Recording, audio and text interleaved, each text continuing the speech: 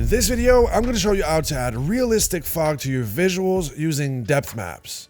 We're going to be using a plugin called Depth Scanner, but you can use any method you want.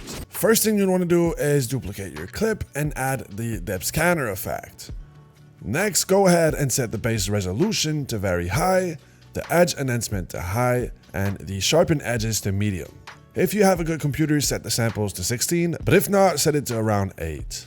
Set the mapping mode to raw, and now, as you can see, we have full control over our depth and over how the effect is going to be applied. Just add a invert effect, and as you can see, we now have something that looks a lot like fog.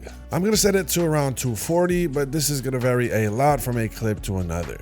Next, I like to add a tint effect, which is going to allow us to control the fog color as well as a Gaussian blur. Turn it up all the way to 200, then change your layer blending mode to screen. As you can see, we are getting closer, but the fog still looks a little too dense, so play around with the blur, and once you're happy with that, we can go ahead and push color through it. As you can see, when we go for a darker color, it looks a lot better.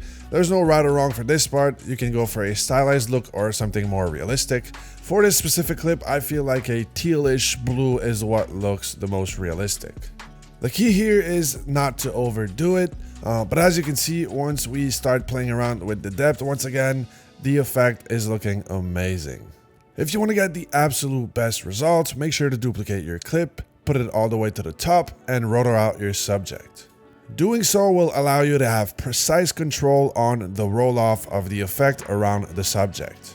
As you can see, we isolated our subject, but now it allows us to precisely control how the fog effect is going to wrap around the subject. Just play around with the feather, contrast, and shift edges and adjust it to your liking.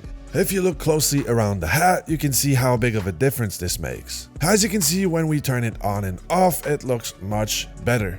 Now, the cherry on top to make this effect look even more realistic is using a smoke overlay.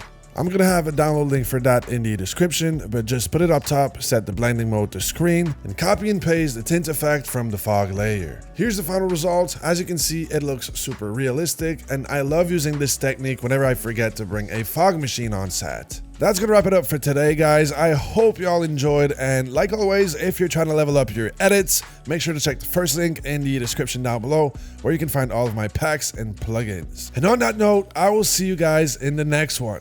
Peace.